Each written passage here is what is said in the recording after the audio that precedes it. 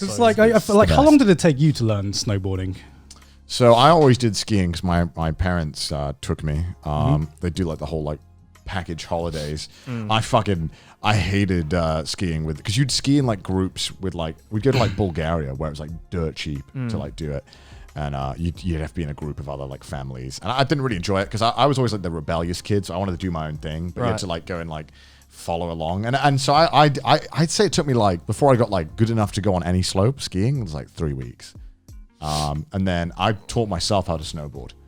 Yeah, because once you've gotten the grasp of skiing, it's very easy to kind of, because you're already used to the lack of friction. It was still really difficult. It's still hard. It's still hard because it like didn't make sense in my head. Like nothing can prepare you for just how snowboarding works, because it really goes against everything your mind has trained you for. I mean, especially the difference between like skiing and snowboarding, right? Because like in skiing, it's like if you're facing down the hill, then you're gonna go, and if you're not, then you've stopped. It's the literal opposite with snowboarding, right? If you need to be facing the side to go, and this way is stop.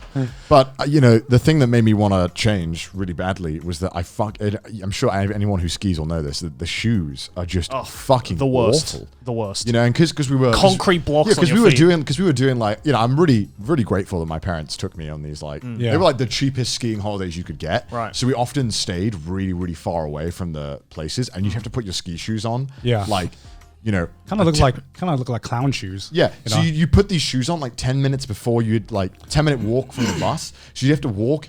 I'm like 13 with my skis. Yeah. I'm not that strong yet. Yeah. Walking 10 minutes with my skis in these horrible things, click, clock, click. And then you have to wait on the bus for 20 minutes and you have to walk another like 5 minutes. And it's just like, I hated it. Yeah. And then I was like, you know what? I hate these shoes so goddamn much. It's so painful wearing them. It's so, everything about these suck. They absolutely destroy your ankles. Yeah. And then I was like, I don't care what it takes. I'm going to learn to snowboard for those because you just get boots. Yeah. The first time I wore snowboarding boots, I was like, I can walk normally. And then, you know, when you're at the restaurant, you know, you see these people with their trays like clocking with their like skis with their like their food on it, and I'm like, move out the way. Chad snowboarder boots here. Runs past.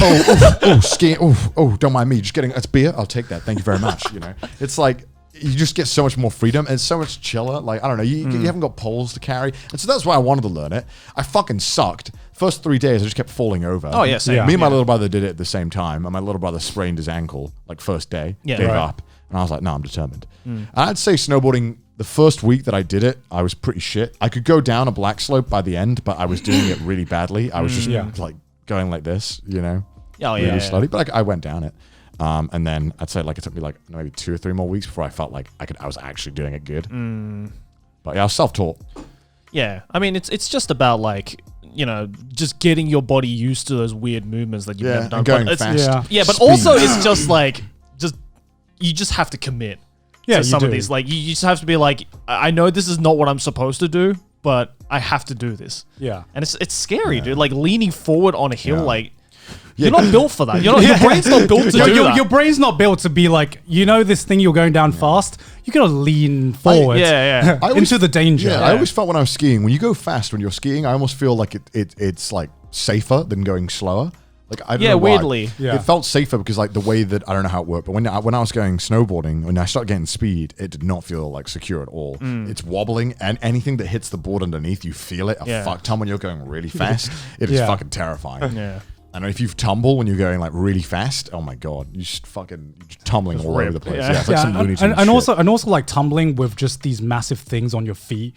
It never feels natural, you know. It's like having 2 concrete bricks just like glued to your feet. It's like the Green Army. You just man, kind of right? learn. Just kind of learn to like do this, and then hopefully you fall good. Just don't put your hands out. That's the hardest part, is learning. When you fall naturally, you want to put your hands out. But that's how you sprain your ankles. Not ankles, your wrists. Your wrists, you can get like the wrist guards, but they don't help that much. I mean, what I got taught, because like I got taught by like an ex-professional like snowboarder, and he said like when you fall, like you have to fall with your fists. Yeah. Because if you fall like this, just then don't do it that. goes back. He did that and broke both of his wrists at the same time. So he's like, don't do that. That shit hurts. I can tell you firsthand. I just put my arms like that. Yeah, you just fucking do this, then you're good. Yeah. Just don't fall. Just don't fall. Just get good, right? Why would I fall? No, literally what I found from snowboarding is that it's literally the get good of sports.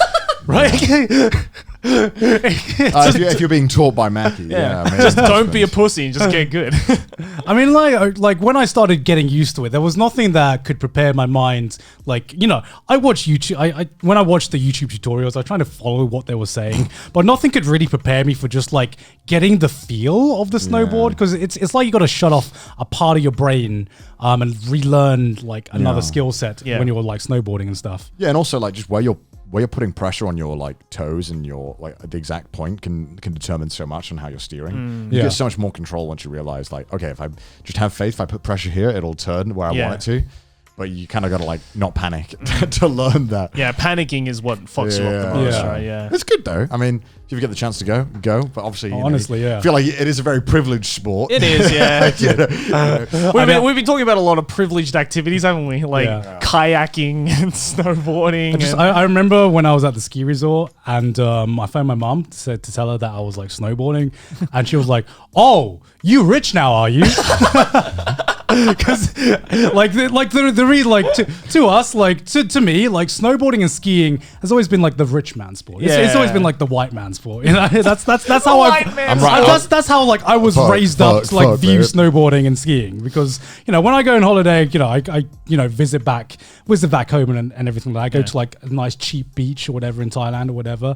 Snowboarding and skiing, like the only reason I'd never gone before was because there seems to be like so many steps and so much equipment that you need in order just to go down a slope. It's kind of like golfing, you know? Yeah, I was about to say there's two types of rich white man sports. It's you either go skiing and snowboarding or you play golf. Well, I think I saw something. I don't know if this is true or not, but I saw something and it was like based on like sports or accidents in general, what percentage of them were like white people, and it was like the whitest accident you can have is on a fucking jet ski. It was like 100. I can't remember where it was. It was like 99.5% of accidents on jet skis were white people. And then the next one was skiing and snowboarding. Yeah, of course. Like 97 or something.